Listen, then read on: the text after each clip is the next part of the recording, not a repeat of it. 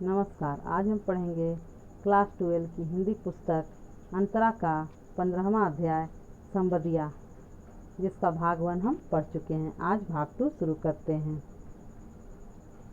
सबसे पहले परिचय जान लेते हैं। संबदिया फणीश्वरनाथ रेणु द्वारा रचित संवेदनशील कहानी है। यह एक संदेशवाहक की कहानी है। इसमें मानवीय संवेदनाओं की गहन अभिव्यक्ति हुई है। संबदिया का नाम हरगोविंद है।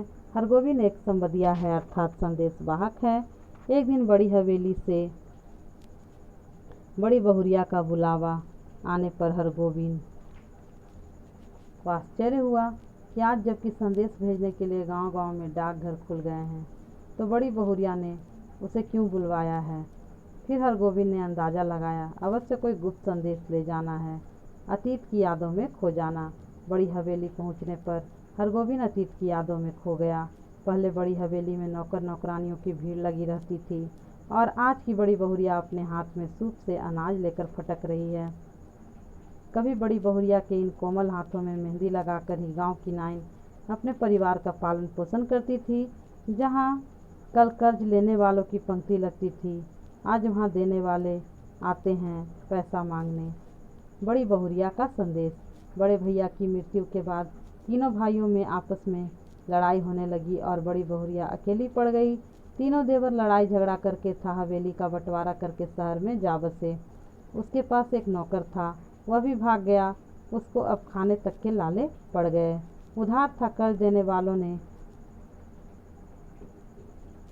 कर्ज देना बंद कर दिया।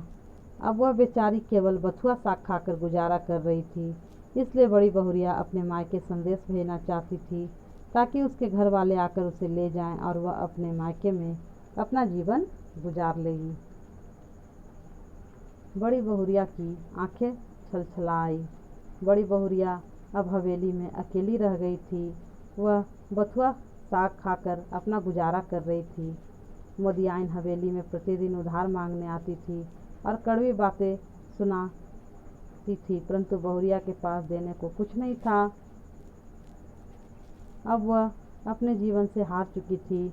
वह सोच रही थी कि भाई और भाभियों की नौकरी करके वह अपना पेट पाल लेगी तथा बच्चों की जूठन खाकर कोने में पड़ी रहेगी। ऐसा सोचकर उसे अपने पुराने दिनों की याद आने लगी। इसलिए संवाद सुनाते वक्त उसकी आंखों में आंसू छलछला आई। बड़ी बहुरिया की दुर्दशा देखकर संबदिया का मन बहुत दुखी हुआ। बड़ी बहुरिया हरगोविंद के जाने का खर्च मात्र 5 रुपये जुटा पाई। हरगोविंद ने यह कहकर इनकार कर दिया कि राह खर्च का इंतजाम वह स्वयं कर लेगा। लोग संबदिया की बहुत खातिरदारी करते थे, उसे बहुत सम्मान देते थे, क्योंकि वह लंबी यात्रा करके उनके प्रियजनों का संदेश उन तक लाता था। उसे अच्छी तरह से भोजन कराया जाता था। भर पेट भोजन करने के बाद संबदिया यात्रा की थकान मिटाने के लिए गहरी नींद में सोता था। परंतु बड़ी बहुरिया के मायके पहुंचने पर जब हरगोविंद के सामने कई प्रकार के व्यंजनों से भरी थाली आई, तो उसने खाना नहीं खाया। उसे बड़ी बहुरिया का ध्यान आ रहा था कि वह बथुआ साग खा रही होगी। संदेश न सुना पाना। हरगोविंद के मन में बड़ी बहुरिया के प्रति बहुत सम्मान था। वह बड़ी बहुरिया को गांव की लक्ष्मी मानता था। वह सोच रहा था, यदि गांव की लक्ष्मी ही गांव छोड़कर मायके चली जाएगी तो गांव में क्या रह जाएगा। वह किस मुंह से संदेश दे कि बड़ी बहुरिया उसके गांव में बथुआ साग खाकर गुजारा कर रही है, वह कष्ट में है, इसलिए उसे अपने पास बुला ले। यह संवाद सुनकर लोग उसके गांव के नाम पर थूकेंगे। अपने गांव की बदनामी के भय से हरगोविंद बड़ी बहुरिया का संदेश न सुना सका। जलालगढ़ पहुंचकर हरगोविंद ने बड़ी बहुरिया के पैर पकड़कर संवाद न सुना पाने के कारण माफ़ी मांगी। उसने कहा कि वह बड़ी बहुरिया के बेटे के समान है।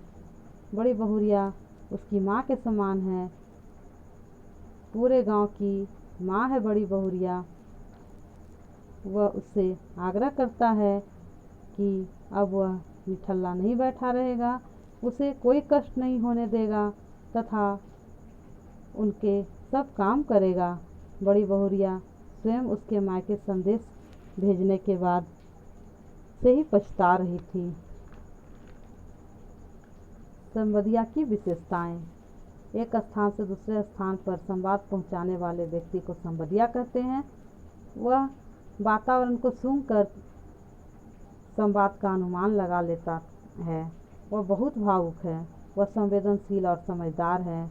वह ईमानदार और दूसरों की मदद करने वाला है।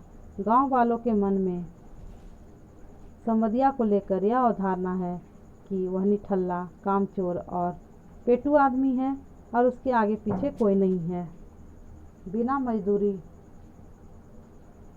के वह संवाद पहुंचाता है और वह औरतों का बहुत सम्मान करता है।